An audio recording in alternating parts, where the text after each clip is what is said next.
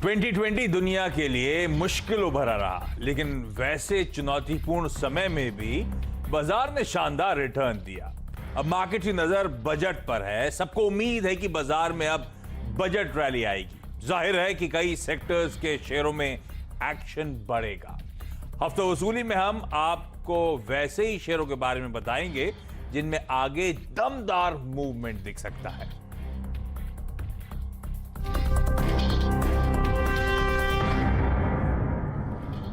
तो हफ्ता वसूली का बेसिक आइडिया तो आपको पता है। हफ्ते की शुरुआत में देश के दो जाने माने एक्सपर्ट, दो कर दिए तीन की जगह, क्योंकि समय रहता है, फिर जरा चार्ट समझाइश, थोड़ा सा लीवे रहता है शो में। नहीं तो तीन एक्सपर्ट्स के साथ क्या होता था, रश करना पड़ता था और सारे स्टॉक्स भी पूरे नहीं हो पाते थे। तो देश के दो जाने माने एक्सपर्ट जुड़ेंगे जो समझाएंगे एक तो पहले तो कौन से स्टॉक्स पे दाव लगाना है और क्यों लगाना है। तो पढ़ाई और समझाइश और कमाई सारा करने का मूड है हमारा। निर्मल बंग सिक्योरिटीज की स्वाति होतकर और कोटक सिक्योरिटीज के श्रीकांत चौहान, ये दोनों आज हमारी मदद करने वाले हैं। अच्छा, आगे बढ़ूं उससे पहले भारतीय बाजार स्क्रीन पर आएंगे। हफ्ते की शुरुआत वॉलेटाइल नोट पे हुई है और दरअसल ये कहना चाहिए साल 2021 का दरअसल एक्चुअल शुरुआत आज से हुई है, क्योंकि एक सेशन फ्राइडे को था जिसमें लार्जली दुनिया भर के बाजार बंद थे। तो आज दरअसल शुरुआत हुई है और शुरुआत वॉलेटाइल नोट पर हुई है। एक समय गैप अप के साथ शुरुआत हुई। गैप अप इसलिए था क्योंकि ग्लोबल मार्केट्स में एसजीएक्स निफ्टी आउट परफॉर्मेंस का हमें क्लियर कट इंडिकेशंस दे रहा था और उस आउट परफॉर्मेंस के पीछे वजह थी जो हमारी दो वैक्सीन को ओवर दिस वीकेंड अप्रूवल मिल गया था। तो उससे ऑब्वियस था कि हम आउट परफॉर्मेंस के साथ खुलेंगे। खुले वैसे ही, और एक समय जब तेजी आई तो ऑलमोस्ट 100 पॉइंट 95-100 अंकों की मजबूती के साथ भारतीय बाजार या फिर निफ्टी उस समय कामकाज कर रहा था। फिर अचानक इंटरडे चार्ट दिखाई डायरेक्टर साहब स्क्रीन पर, फिर अचानक वो profit taking, serious profit taking I और कहां 90-95 पॉइंट निफ्टी ऊपर था और कहां वहां से 65 अंक नीचे गिरता हुआ नजर आया। इन रेट 65 अंक था, तो ऑलमोस्ट 150 पॉइंट का स्विंग आया। और उसके बाद लेकिन इस समय की हाईलाइट की उन लोअर लेवल से अब रिकवरी, तो 65 पॉइंट नीचे गए और अब आपकी स्क्रीन पे देखिए 30-32 पॉइंट का उछाल। तो लोअर लेवल से अब वापस 100 पॉइंट की रिकवरी और 14,050 के लेवल्स के आसपास हम कामकाज कर रहे हैं। प्रॉफिट टेकिंग, लेकिन फिर से वो गिरते बाजार में लोगों ने खरीदारी करने की हिम्मत दिखाई और फिर से रिकवरी भारतीय बाजारों में। अच्छा, दबाव थोड़ा सा जो पॉकेट से बन रहा है वो है निफ्टी बैंक। इस रिकवरी के बावजूद निफ्टी बैंक अभी भी 1/3% के दबाव के साथ आपको कामकाज करता हुआ नजर आएगा। लेकिन आज के सेशन की हाईलाइट है ब्रॉडर मार्केट्स, उसमें आउट परफॉर्मेंस। तो मिड कैप इंडेक्स 2/3% ऊपर है। मार्केट ब्रेथ आपकी स्क्रीन पर आएगी 2-for-1 से बेहतर का रेशियो, यानी जितने शेयर ट्रेड हो रहे हैं 2/3 से ज्यादा शेयर अभी भी हरे निशान के साथ, मजबूती के साथ, बढ़त के साथ कामकाज कर रहे हैं। तो ब्रॉडर मार्केट्स में आउट परफॉर्मेंस है और निफ्टी की स्टोरी है कि लोअर लेवल से एक अच्छी रिकवरी इस समय अंडरवे। ऐसे में स्वाति, शुरुआत आपके साथ। ये मार्केट्स की चाल देखिए, क्या कॉल बन रहा है निफ्टी को लेकर? यस, डेफिनेटली व्यू पॉजिटिव है Ashish ji. Higher low tops, high tops, high bottom formation में मार्केट चलता ही रहेगा सिंस वो हाई लेवल पे ट्रेड हो रहा है। लास्ट टाइम भी अपनी बात हुई थी तब मैंने कहा था कि 14,100 एक क्रूशियल रेजिस्टेंस लेवल है, वो वहां पे हम लोग एक सेलिंग प्रेशर देख रहे हैं। उसके ऊपर अगर 14,100 के ऊपर पॉजिटिव क्लोजिंग रखता है, सस्टेन रहता है एटलीस्ट एक से या दो ट्रेडिंग सेशन के लिए, तो डेफिनेटली ये रैली वापस कंटिन्यूड रहेगी and which might take a Nifty towards 14,400 to 14,600 के मैं लेवल देखती हूँ। नीचे में 13,800 का काफी स्ट्रॉन्ग सपोर्ट है। नॉर्मली 28 दिसंबर को उसने गैप अप किया था, जो कि गैप का सपोर्ट बनता है 13,800।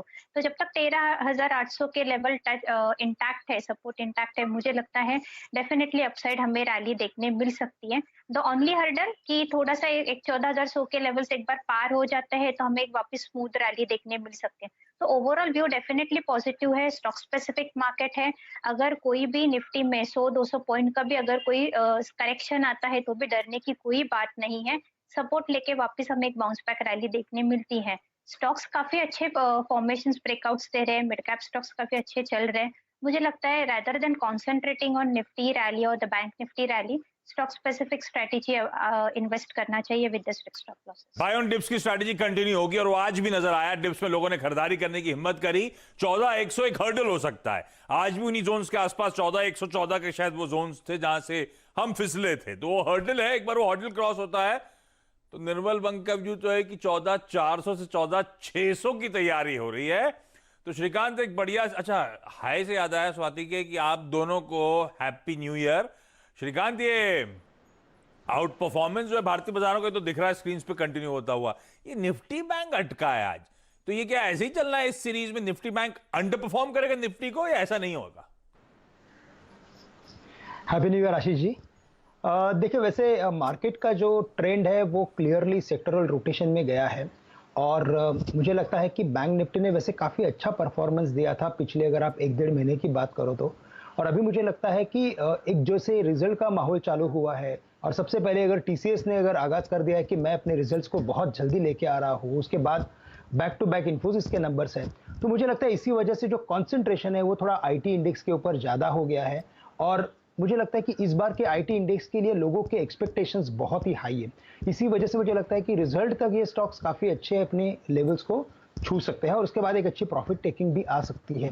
तो मुझे लगता है शायद और एक 4-5 दिन का वक्त मार्केट लेगा, एक बार टीसीएस के नंबर समझेगा, उसके बाद फिर वो बैंक स्टॉक्स में तेजी कर सकता है। लेकिन एक बात क्लियर है कि जो भी करेक्शन है, जैसे अभी स्वाति ने कहा, मुझे लगता है कि जो भी करेक्शन है इसे बाय करके चले, क्योंकि मार्केट में मोमेंटम काफ़ी स्ट्रांग है। एफआई का बाइंग लगातार चलते आ रहा है, जो डॉलर इंडेक्स है वो नीचे है। तो मुझे लगता है कि अगर जैसे निफ्टी के लेवल से तकरीबन उसी लेवल्स को हम भी देख रहे हैं, 13,800 और 14,400 के लेवल्स को, 14,400 14,500 में मुझे लगता है टेक्निकली कि हमें कॉशियस रहना बहुत ही ज़रूरी है।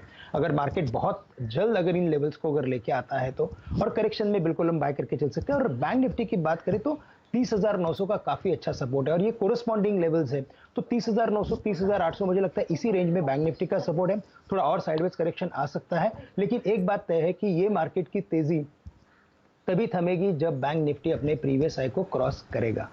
तो जैसे नैस्डैक को निफ्टी ने क्रॉस किया है, मुझे लगता है कि इवेंचुअली आने वाले इस साल में 2021 में बैंक निफ्टी एक बार सेंसेक्स के लेवल्स को क्रॉस करेगा। ये एक ओवरऑल कैलकुलेशंस है और इसी नोट पे मुझे लगता है कि यस, बाय ऑन डिप की स्ट्रेटजी क्रॉस करेगा, मतलब आप कह रहे हो 48,000 के ऊपर जा रहा है? बिल्कुल।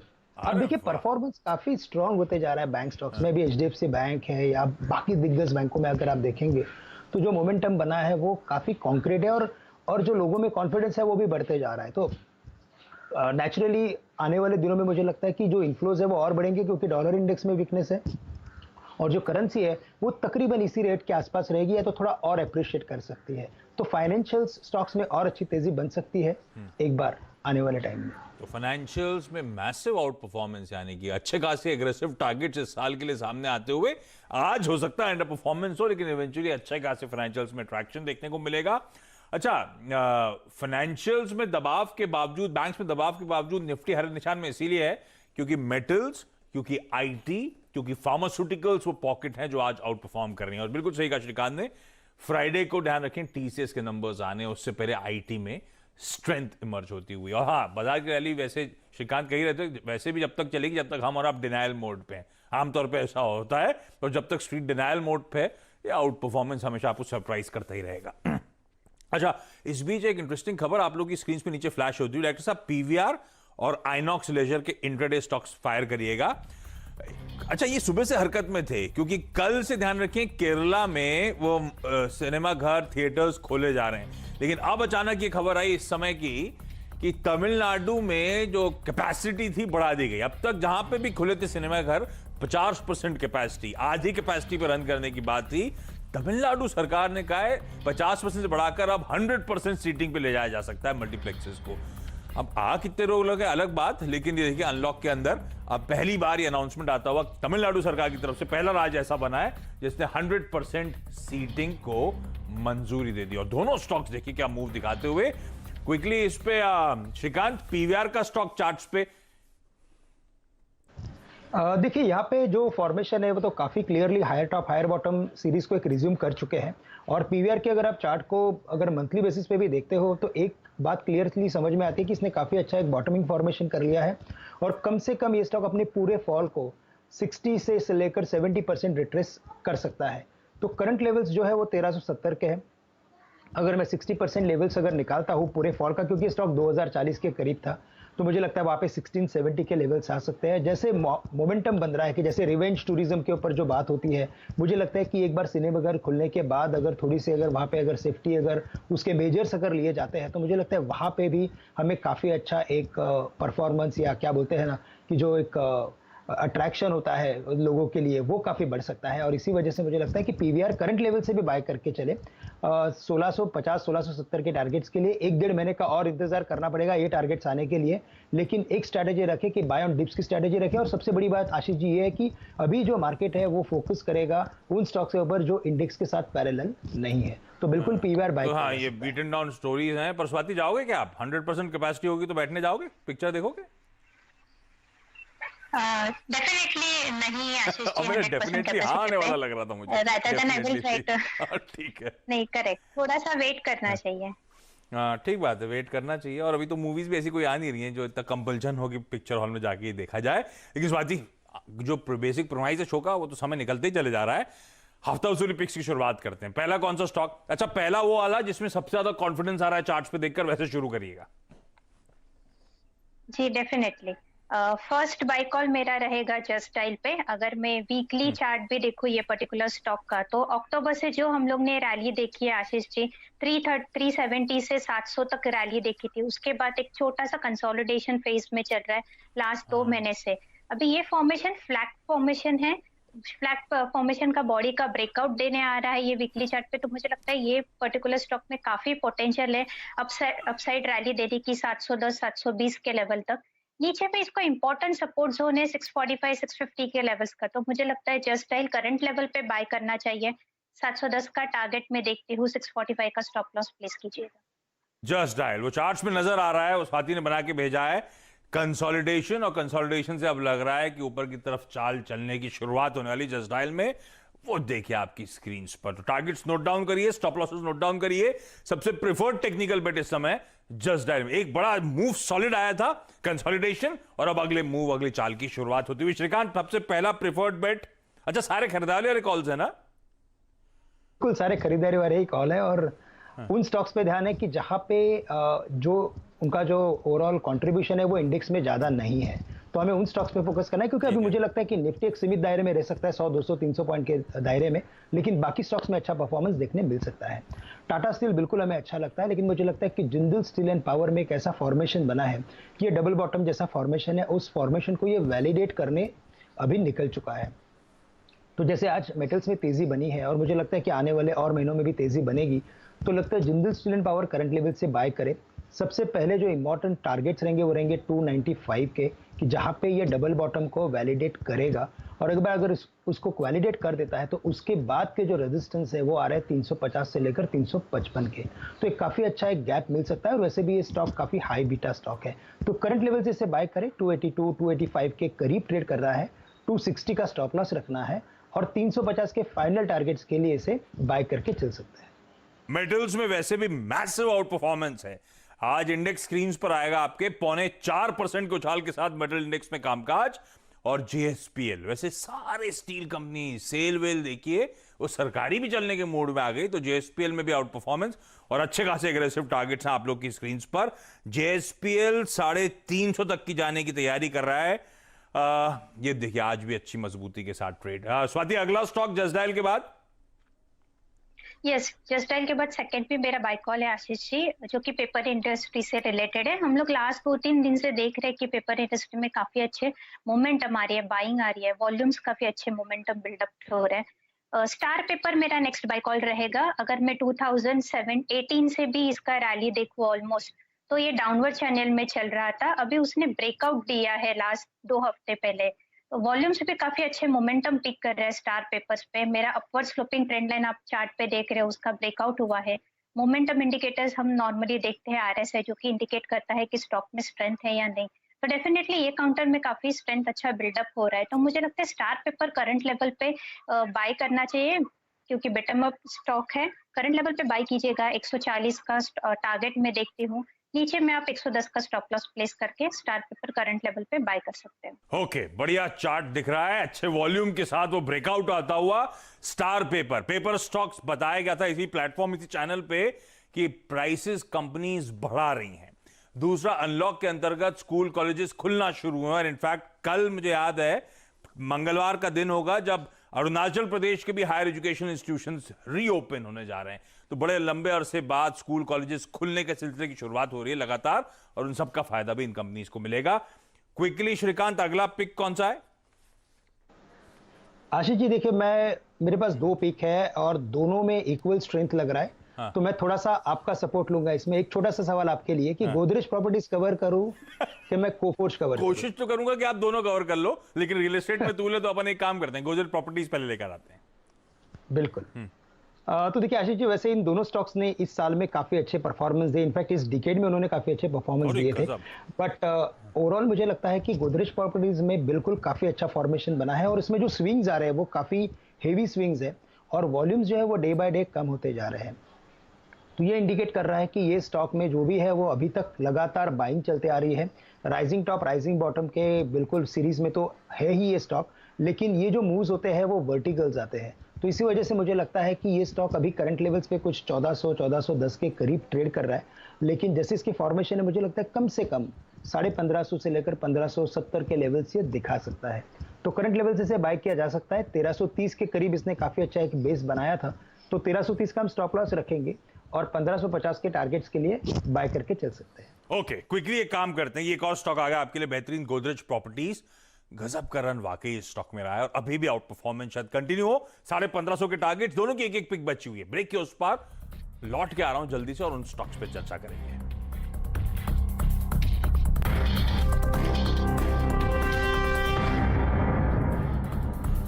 चलिए ब्रेक के बाद आपका स्वागत है और जेएसपीएल को लेकर कुछ खबर भी आई है। मेरे ख्याल से प्राइस हाइक का अनाउंसमेंट कर दिया है। लीजिए, तो श्रीकांत जी अभी भी जेएसपीएल में खरीदारी और एग्रेसिव 350 के टारगेट्स की बात कर रहे थे और यहाँ पे प्राइस हाइक ले ली है इस कंपनी ने। वो डिटेल्स आपकी स्क्रीन पे वापस फ्लैश होती हुई आपको नजर आएंगी। 1000 रुपए प्रति टन का इजाफा, तो डिमांड इंप्रूव हो रही है, तो प्राइसिंग पावर इन कंपनीज के पास लौटती हुई।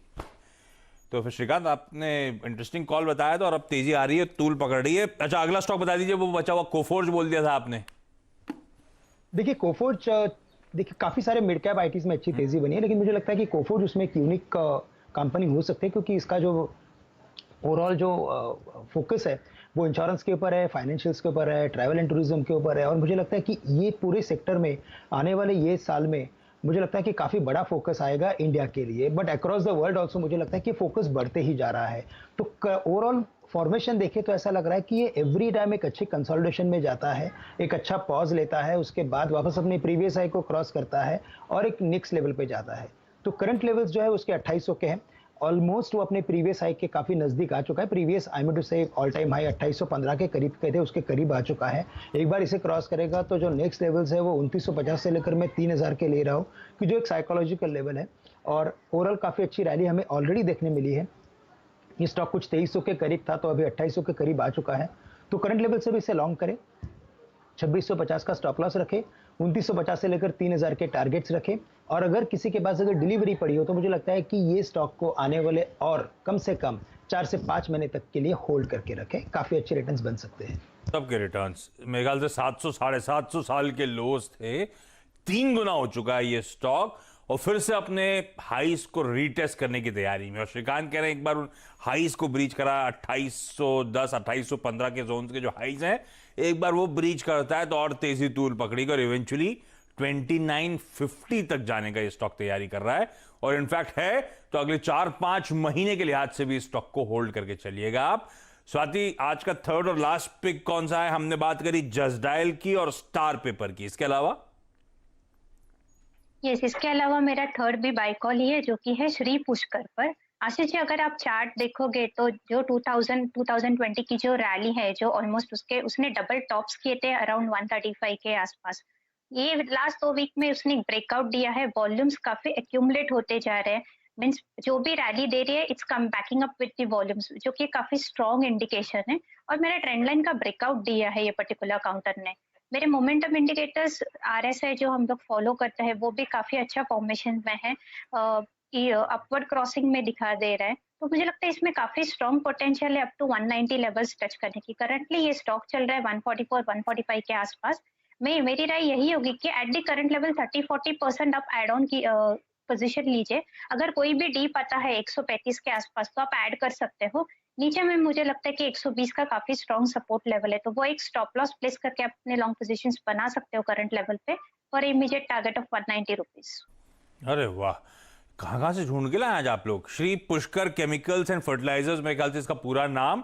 और वाकई स्वाति ने हाईलाइट करा कैसे वो स्ट्रॉन्ग एक्यूमुलेशन हो रहा है, वॉल्यूम्स पिकअप हो रहे हैं, स्टॉक तूल पकड़ रहा है, तो ये स्टॉक इवेंचुअली अच्छे खासे अग्रेसिव अपसाइड देने का दमखम रखता है। मैं रिविजिट करूंगा, लेकिन इस बीच जरा टीसीएस के स्टॉक को स्क्रीन पर लेकर आइएगा। टीसीएस के नंबर्स आने इस हफ्ते फ्राइडे को, मेरे ख्याल से शाम को बाजार बंद होने के बाद आएंगे, जिस पर हम मंडे को रिएक्ट कर रहे होंगे।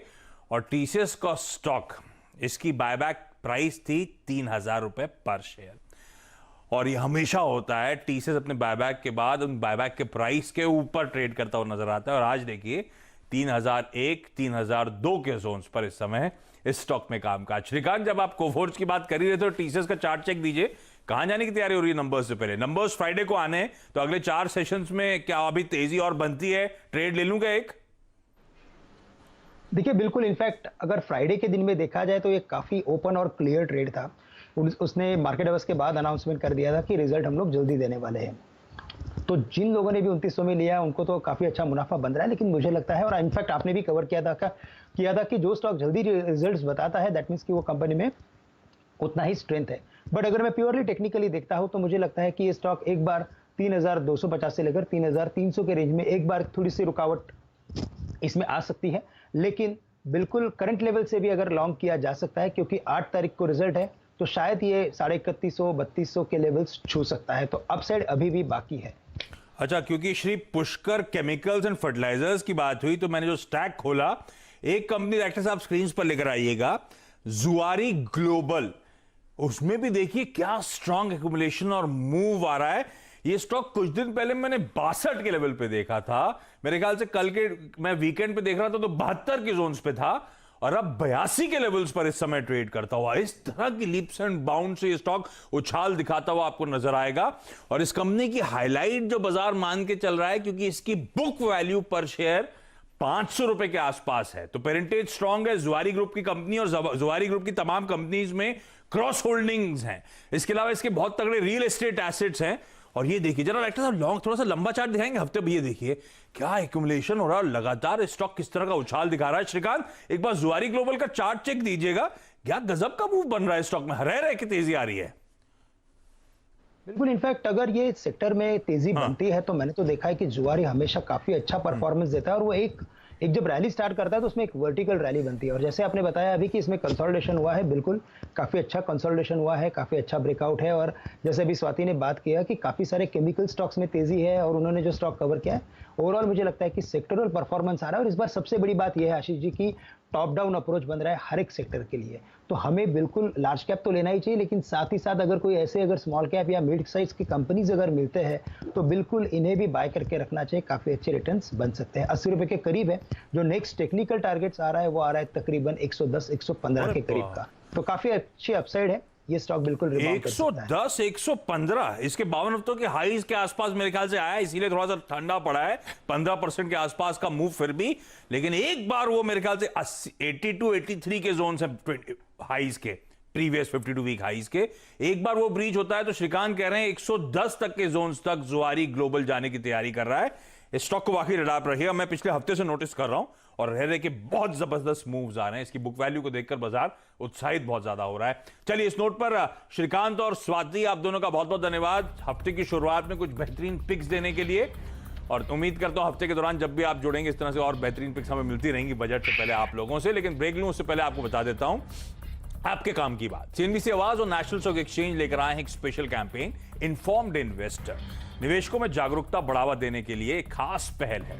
जिस तरह हम अपने बच्चे के रिपोर्ट कार्ड पर हस्ताक्षर करने से पहले उसकी जांच करते हैं, उसी तरह एक समझदार निवेशक को भी किसी भी डॉक्यूमेंट साइन करने से पहले उसे पढ़ना चाहिए।